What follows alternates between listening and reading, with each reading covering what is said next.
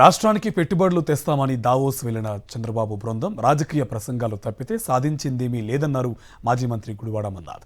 ప్రచార ఆర్భటాల కోసం కోట్లు ఖర్చు పెట్టిన వారు ఉత్త చేతులతో తిరిగి వస్తున్నారన్నారు. రాష్ట్రానికి ఏదో అయిపోయిందంటూ ఏపీ బ్రాండ్ ఇమేజ్ను దెబ్బతీశారని మండిపడుతున్న అమర్నాథ్తో మా correspondent Naidu face to face.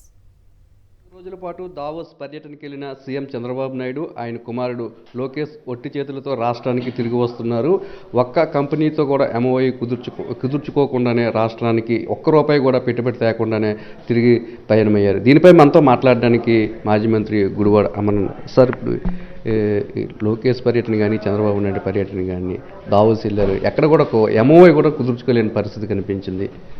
వీళ్ళు వెళ్ళింది రాష్ట్రం తాలూకా బ్రాండ్ ఇమేజ్నో లేదా రాష్ట్రంలో ఉన్నటువంటి అవకాశాలని వనరుల్ని షోకేస్ చేసి రాష్ట్రానికి పెట్టుబడులు తీసుకురావడానికో వెళ్ళినట్టుగా కనబడట్లేదు. పూర్తిగా వారి తాలూకా ఇండివిజువల్ బ్రాండ్ ఇమేజ్ని వాళ్ళ పబ్లిసిటీ మార్కెటింగ్కి ఉపయోగించుకునేటువంటి దానికి రాష్ట్ర ప్రజల తాలూకు సొమ్ముని దాదాపు 20 కోట్ల రూపాయలను ఖర్చు పెట్టి ఈరోజు ఈ పర్యటన వారు చేసినట్టుగా కనబడతా ఉంది. దాదాపు 4 రోజుల పాటు జరిగినటువంటి ఈ దావోస్ పర్యటనలో ఎక్కడ చూసినా ఆలోచిస్తాం, లేదా చర్చిస్తాం, లేకపోతే చూద్దాం, ఈ మాటలే తప్ప ఆంధ్రప్రదేశ్ రాష్ట్రానికి వస్తామని కానీ ఆంధ్రప్రదేశ్ రాష్ట్రంలో పెట్టుబడులు పెడతామని కానీ ఎక్కడా కూడా చెప్పినట్టుగా ఒక ఎంఓయూ కానీ లేదా ఒక పెట్టుబడి వస్తున్నట్టుగా మనకి ఎక్కడ కనబడలేదు. పక్క రాష్ట్రం మహారాష్ట్రలో దాదాపు 8.5 లక్షల నుంచి 9 లక్షల కోట్ల రూపాయలు పెట్టుబడులు ఆకర్షించారు. తెలంగాణలో దాదాపు 56,000-60,000 కోట్ల రూపాయలు అక్కడ పెట్టుబడులు పెట్టడానికి ముందుకు వచ్చే సంస్థలు అనేటువంటివి కనబడతా ఉన్నాయి.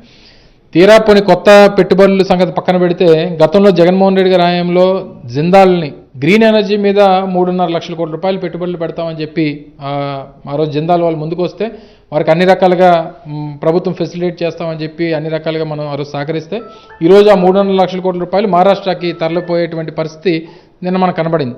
సో ఇవన్నీ జరుగుతున్నటువంటి నేపథ్యంలో ఈరోజు 4 రోజుల పర్యటన తండ్రి కొడుకులు వెళ్ళి ఖాళీ చేతులు ఊపుకొని వస్తున్నట్టుగా కనబడతా ఉంది.